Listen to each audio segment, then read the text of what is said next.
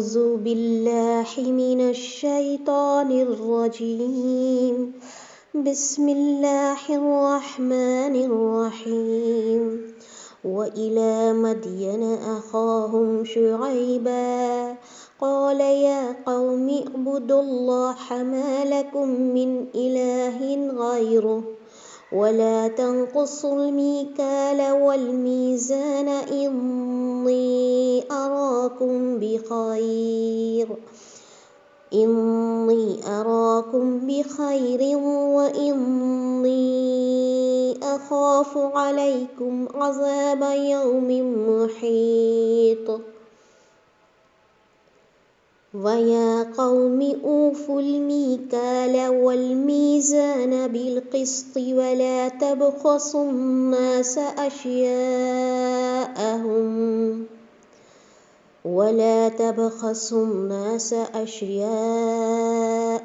ولا تعصوا في الأرض مفسدين بقية الله خير لكم إن كنتم مؤمنين وما أنا عليكم بحفيظ۔ ترجمہ: اور ہم نے مدین والوں کی طرف ان کے بھائی شعیب کو بھیجا۔ اس نے کہا، اے میری قوم، اللہ کی عبادت کرو، اس کے سوا تمہارا کوئی معبود نہیں، اور تم ناپ تول میں بھی کمی نہ کرو۔ میں تو تمہیں آسودہ حال دیکھ رہا ہوں اور مجھے تم پر گھیرنے والے عذاب کا خوف بھی ہے۔ اے میری قوم، ناپ تول انصاف کے ساتھ پوری کرو، لوگوں کو ان کی چیزیں کم نہ دو، اور زمین میں فساد اور خرابی نہ مچاؤ۔ اللہ کا حلال کیا ہوا جو بچ رہے تمہارے لیے بہت ہی بہتر ہے اگر تم ایماندار ہو۔ میں تم پر کچھ نگہبان اور داروغہ نہیں ہوں۔ دیکھیے، کل میں نے ذکر کیا تھا کہ ہمارے پاس جو تھا، اس سے پہلے سمود کی قوم، عاد کی قوم، اور یہ اس کا ذکر آیا۔ اس کے بعد اللہ تعالیٰ نے لوط علیہ السلام کا، اس کے بعد ابراہیم علیہ السلام کا ایک واقعہ آپ کے سامنے آیا۔ تو یہ جو ہے یہاں پر لوط علیہ السلام کے واقعے میں آپ نے کیا سبق حاصل کیا، یہ آپ کے اپنے لیے ہیں اسباق، تاکہ آپ غور کریں اور پرسنلی انڈیویجولی ہر انسان جو ہے یہ غور کرے کہ اس نے کیا سیکھا ہے۔ اگر ہم سیکھتے ہوئے نکلتے ہیں اور سیکھتے ہوئے چلتے ہیں اور کوئی نہ کوئی سبق اپنی زندگی میں رکھ لیتے ہیں ہر قصے سے، تو انشاءاللہ ہمیں بہت گہرے اور ایسے سبق زندگی کے لیے مل جائیں گے جس کے بعد کامیابی ہے انشاءاللہ۔ کیونکہ اللہ تعالیٰ نے یہ بیکار نہیں ذکر کیا ہے ان ساری اقوام کا، بلکہ ان کے حالات ہمارے لیے ایک عبرت بھی ہیں، ایک نصیحت بھی ہیں اور ایک سبق بھی ہیں۔ تو اس سے پہلے قوم تبوک تھی، وہ کون سی تھی؟ حضرت صالح علیہ السلام کی، جن کو سمود کا بھائی کہا تھا۔ اور اس کے بعد جو ہے آپ دیکھتی ہیں، میں نے کہا کہ لوط علیہ السلام کا، ابراہیم علیہ السلام کا، آج مدین کی قوم، مدین والوں کی طرف۔ مدین کی تحقیق کے لیے سورہ اعراف کا 85 آیت کا حاشیہ دیکھ سکتے ہیں ہم، تو اس میں پہلے گزر چکا ہے۔ اس میں بن والوں کا بھی ذکر آیا ہے کہ یہ بن والے تھے، یعنی کہ بن کہتے ہیں ون کو، یعنی کہ جنگل، جس کا جو ہے تفسیر میں ذکر آیا ہے۔ تو اللہ تعالیٰ نے فرمایا ان کے بھائی شعیب علیہ السلام کو بھیجا، انہوں نے یہی کہا کہ اللہ کی عبادت کرو، جو سارے انبیاء کا میسج تھا، اور تم ناپ تول میں کمی نہ کرو۔ یعنی کہ سب سے بڑی جو خرابی تھی اس قوم کی وہ کیا تھی؟ ناپ تول میں کمی کرنا۔ تو دیکھیے یہاں ہمارے لیے سبق ہے۔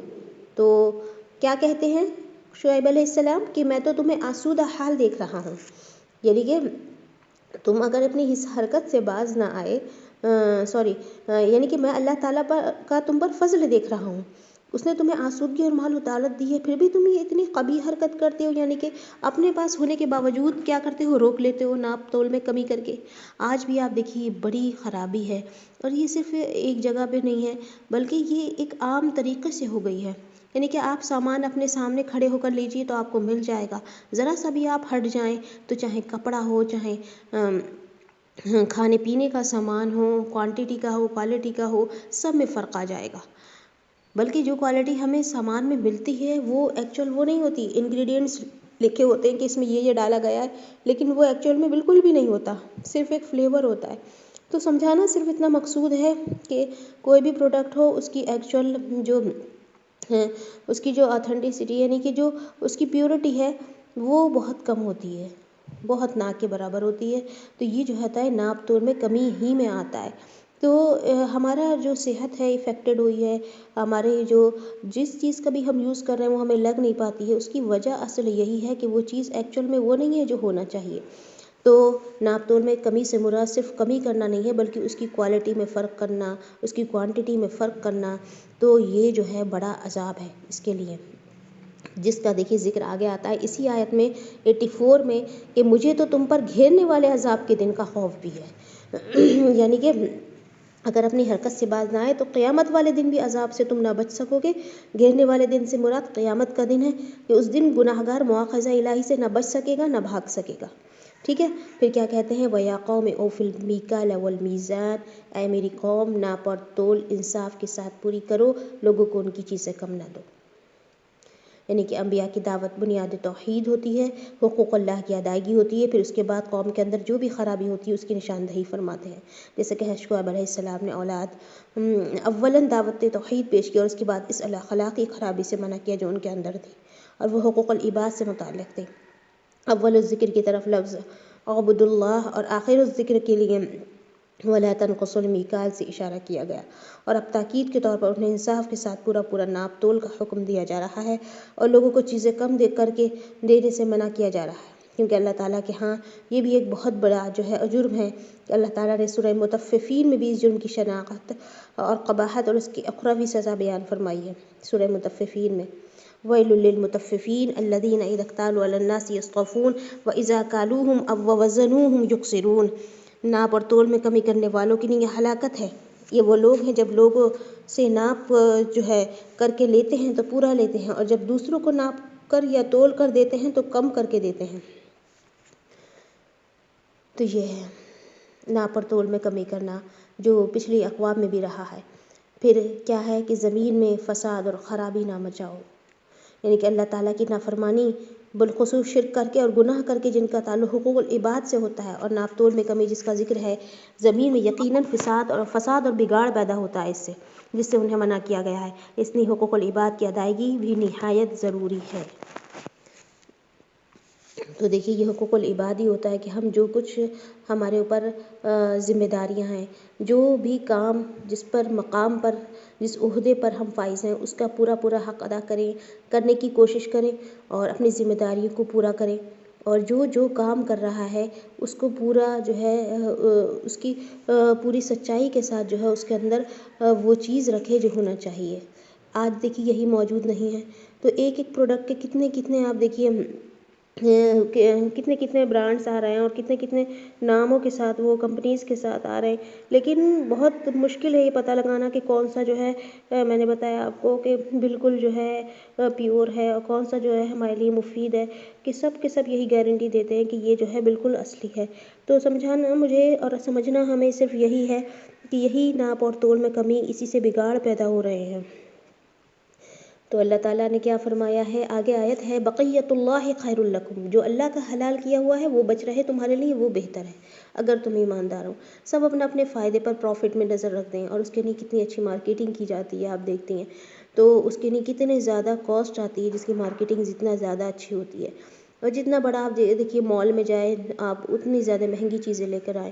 تو ساری وجہ اس کی ریزن کیا ہے کہ انسان جو ہے ظاہریت پر تو بہت فوکس کیا ہوا ہے اپنے پروفٹ پر، لیکن اللہ تعالیٰ نے کیا کیا کہ حلال کیا ہوا جو بچ رہے، یعنی کہ چاہے تھوڑا ہو وہ جو بھی بچ جائے وہ بہتر ہے اگر تم ایماندار ہو، دیانتداری کے ساتھ سودا دینے کے بعد جو حاصل ہو، یہ چونکہ حلال اور طیب ہے اور خیر و برکت بھی اسی میں ہے، اسی لیے اللہ کا بقیہ اسے قرار دیا گیا ہے۔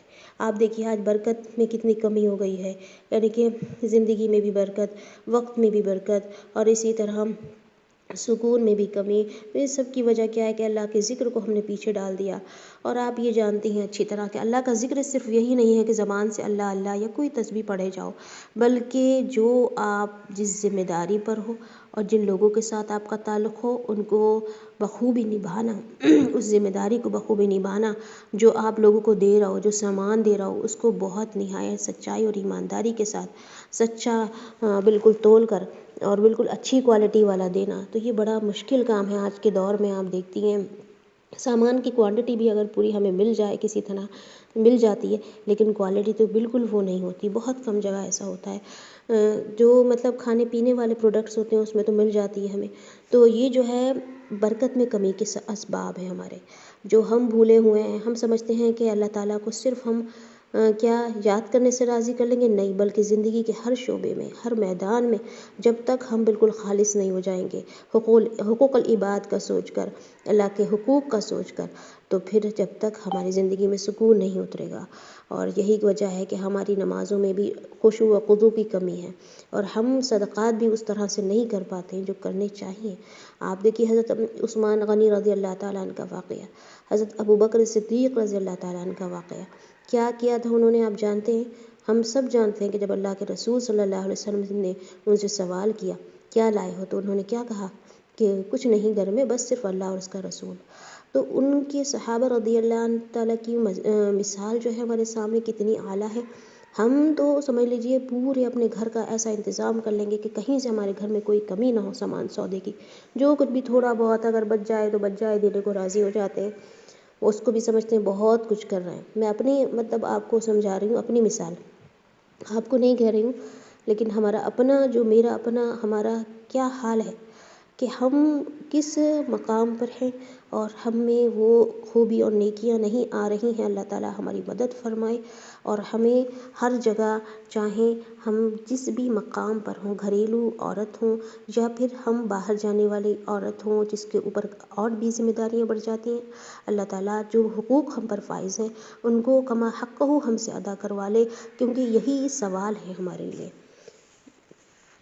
اب اس کے بعد دیکھیے ہے آیت نمبر 87، قالوا یا شعیب اصلاتك تأمرك ان نترك ما يعبد آباؤنا او نفعل في اموالنا ما نشاء انك لأنت الحليم الرشيد۔ قال يا قوم أرأيتم إن كنت على بينة من ربي ورزقني منه رزقا حسنا وما أريد أن أخالفكم إلى ما أنهاكم عنه إن أريد إلا الإصلاح ما استطعت وما توفيقي إلا بالله عليه توكلت وإليه أنيب۔ انہوں نے جواب دیا کہ اے شعیب، کیا تیری نماز تجھے یہی حکم دیتی ہے کہ ہم اپنے باپ دادا کے معبود کو چھوڑ دیں اور ہم اپنے مالوں میں جو کچھ چاہیں اس کا کرنا بھی چھوڑ دیں؟ تو تو بڑا ہی باوقار اور نیک چلن آدمی ہے۔ شعیب نے کہا، اے میری قوم، دیکھو تو اگر میں اپنے رب کی طرف سے روشن دلیل لیے ہوئے ہوں اور اس نے مجھے اپنے پاس سے بہترین روزی دے رکھی ہے، میرا یہ ارادہ بالکل نہیں کہ تمہاری مخالفت کر کے خود اس چیز کی طرف جھک جاؤں جس سے تمہیں روک رہا ہوں۔ میرا ارادہ تو اپنی طاقت بھر اصلاح کرنے ہی کا ہے۔ میری توفیق اللہ کی مدد سے ہے، اسی پر میرا بھروسہ ہے اور اسی کی طرف میں رجوع کرتا ہوں۔ تو کیا ہے یہ؟ شعیب علیہ السلام کو کیا جواب ملا کہ تیری نماز تجھے یہ حکم دیتی ہے کہ ہم اپنے معبودوں کو چھوڑ دیں، اپنے باپ دادا کے معبودوں کو چھوڑ دیں، اور جو کچھ کر رہے ہیں اپنے مالوں میں وہ بھی کرنا چھوڑ دیں۔ تو اس سے مراد بعض مفسرین کے نزدیک زکوٰۃ و صدقات ہیں۔ دیکھیے ابھی اس سے پہلے میرے ذہن میں ایک پوائنٹ آ گیا زکوٰۃ و صدقات سے ریلیٹڈ، زکوٰۃ کا تو ذکر نہیں کیا میں نے لیکن صدقات کا، تو میں نے تھوڑا سا آپ لوگوں کے سامنے ایک بات رکھ دی۔ اب دیکھیے یہاں پر خود تفسیر میں لکھا ہوا ہے کہ اس سے مراد بعض مفسرین کے نزدیک زکوٰۃ و صدقات ہے، جس کا حکم ہر آسمانی مذہب میں دیا گیا ہے۔ اللہ کے حکم سے زکوٰۃ و صدقات کا اخراج اللہ کے نافرمانوں پر نہایت شاق گزرتا ہے۔ وہ سمجھتے ہیں کہ جب ہم اپنی محنت اور لیاقت سے مال کما رہے ہیں تو اس کے خرچ کرنے میں یا نہ کرنے میں ہم پر پابندی کیوں ہے، اور اس کا کچھ حصہ ایک مخصوص مد کے لیے نکالنے پر ہمیں مجبور کیوں کیا جا رہا ہے۔ ممکن ہے اسی طریقے سے کمائی اور تجارت میں حلال اور حرام اور جائز و ناجائز کی پابندی بھی ایسے لوگوں پر گران گزرتی ہے۔ ممکن ہے ناپ تول میں کمی سے روکنے والوں کو بھی انہوں نے اپنے مالی تصرفات میں دخل اندازی سمجھا ہو اور ان الفاظ سے انکار کیا ہو، دونوں ہی مفہوم اس کے صحیح ہیں۔ یعنی کہا کہ مالوں کے بارے میں جو کچھ چاہے ہم کرنا چھوڑ دیں تو ہمیں یہ حکم دیتا ہے. یہ تو انہوں نے ڈائریکٹ کہا ہے. اب آج کل کے دور میں کیا ہے، ہمیں ڈائریکٹ الفاظ نہیں ملتے، یعنی کہ لوگ سب سے پہلے ہم اپنے آپ کو دیکھیں، اپنے مسلمان بہن بھائیوں کو دیکھیں، اس کے بعد ہم لوگوں کے بارے میں ذکر کریں. سب سے پہلے ہم اپنی حالت پر غور کریں.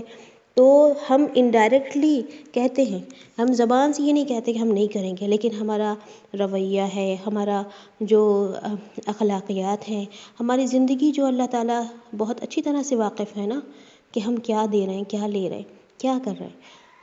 بہرحال ہم اپنے آپ کو اس طرح سے سیٹسفائی کر لیتے ہیں کہ اللہ میری نیت تو اچھی ہے، تو جانتا ہے. لیکن نیت کے بعد ہماری قربانی بہت کم ہے.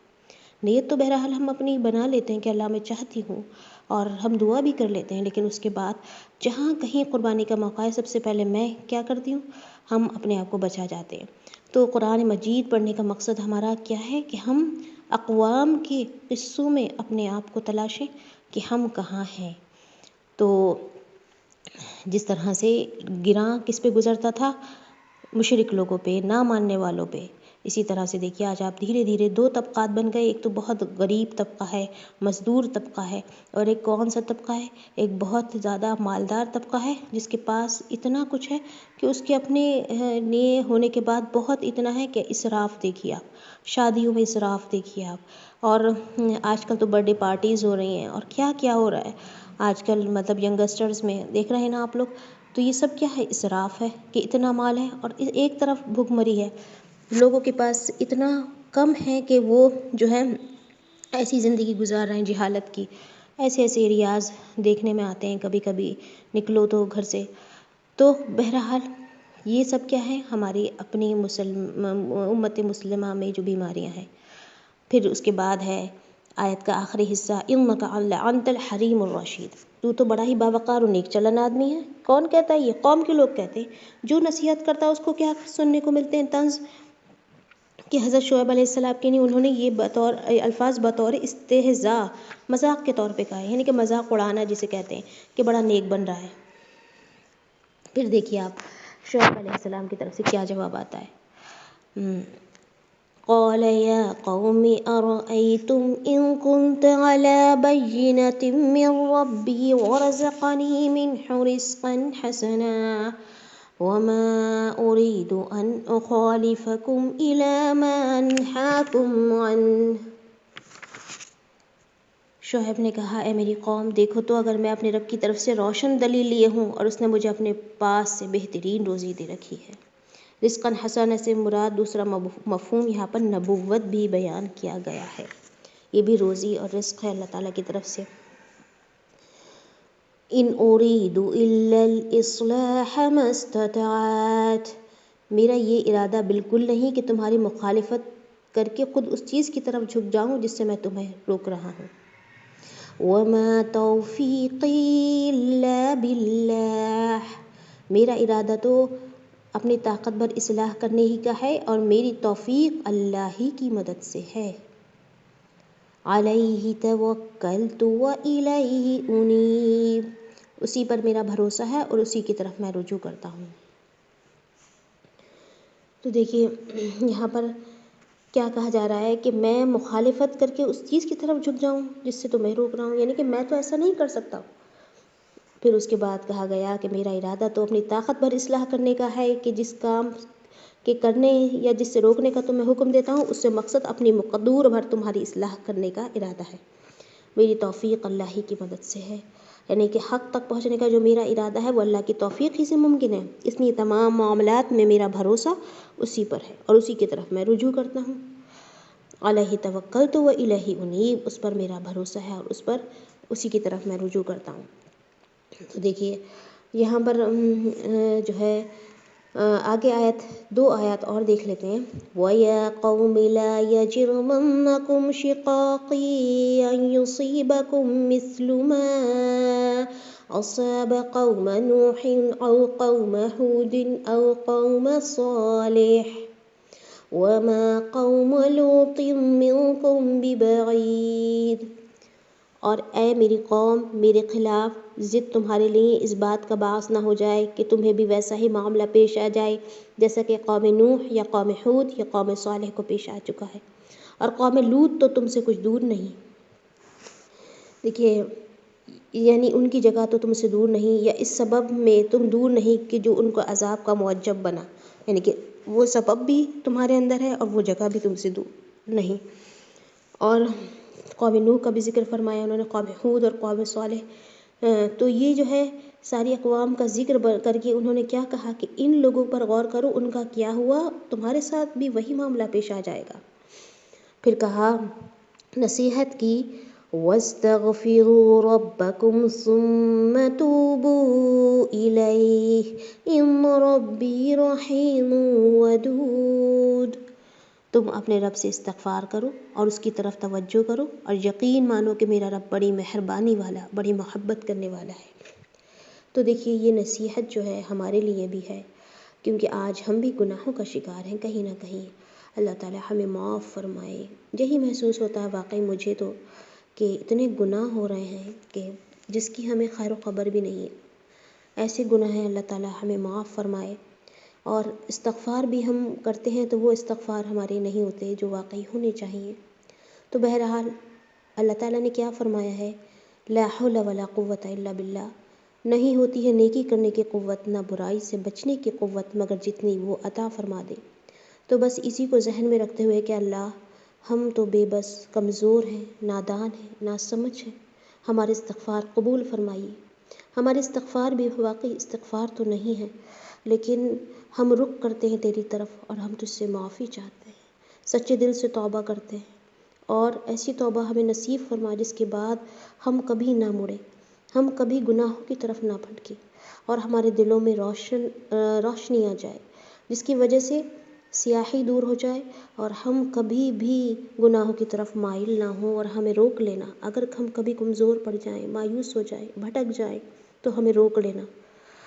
تو اللہ تعالیٰ سے یہ گزارشیں کریں، اللہ تعالیٰ سے یہ دعائیں ایسے وقت میں کریں جب کہ تنہا ہوں، اور نمازوں میں تو نمازیں ہیں 5 وقتہ، ہم سب جانتے ہیں کہ تہجد کا وقت بہت نہایت کیسا وقت ہوتا ہے، خاموشی کا وقت ہوتا ہے۔ آپ لوگ ماشاءاللہ پڑھنے والی ہیں، بہت کچھ کرنے والی ہیں، تو یہی ساری دعائیں کرنا ہے، ہمیں کرتے رہنا ہے انشاءاللہ العزیز، اور ہمیں قرآن کو اپنا دوست بنانا ہے تاکہ یہ ہمیں ہماری جب کہ کوئی ہمارے کام نہ آئے گا۔ یہ جو ہم دنیا میں تھک رہے ہیں اور تھک رہے ہیں، مر رہے ہیں میں تو کہوں، بلکہ پورا دن ہم تھک کے مطلب بیٹھ جاتے ہیں، تو یہ حقوق بھی ہمارے کام آئیں گے جو ہم ادا کر رہے ہیں انشاءاللہ، لیکن یہ ہمارے کام آئیں گے۔ لیکن اس کے علاوہ آپ دیکھیے وہ دن کیا ہوگا کہ جب باپ بیٹے کی طرف نہیں دیکھے گا تو سارے رشتے کیسے ہو جائیں گے، کٹ جائیں گے۔ تو جتنا بھی ہم کچھ کر رہے ہیں اللہ تعالیٰ یہ رائے گاہ نہ جائے، یہ بیکار نہ جائے، اور اس میں ہمارے لیے للہیت شامل ہو جائے، یعنی کہ اللہ کی رضا کے لیے کریں۔ اب تو ہم کر دیتے ہیں نا، ہمیں کرنا ہے، محبت ہے سب سے اور ہونا چاہیے، تو اس کے علاوہ اللہ تعالیٰ ہم میں سے اپنی رضا کے لیے کام کروا لے، کیونکہ اللہ تعالیٰ کیسے ہیں، ان ربی رحیم و ودود، اللہ تعالیٰ خود محبت کرنے والے، رحمت والے ہیں اور رحمت کو پسند کرتے ہیں۔ اور سب سے زیادہ اللہ تعالیٰ کے اوپر جو بھاری ہے اللہ کی صفت، وہ کیا ہے، رحمت ہے۔ ان رحمت ربی وسعت کل شیء، بے شک اللہ تعالیٰ کی رحمت نے ہر چیز کو گھیر رکھا ہے، اللہ تعالیٰ کی رحمت اس کے غضب پر بھاری ہے۔ تو ان سب باتوں کا اپنے ذہن میں رکھتے ہوئے کہ اللہ تو بڑا رحیم ہے، تو بڑا کریم ہے، تو بڑی محبت والا ہے، اور تو ہمیں بخش دے اور تو ہمیں گناہوں کو معاف کرتے ہوئے اس دن کے لیے ہمیں تیار کر لے جب کہ کوئی کسی کے کام نہ آئے گا۔ وآخر دعوانا الحمد للہ رب العالمین۔ سبحانک اللہم نشہد ان لا الہ الا انت نستغفرک ونتوب الیک۔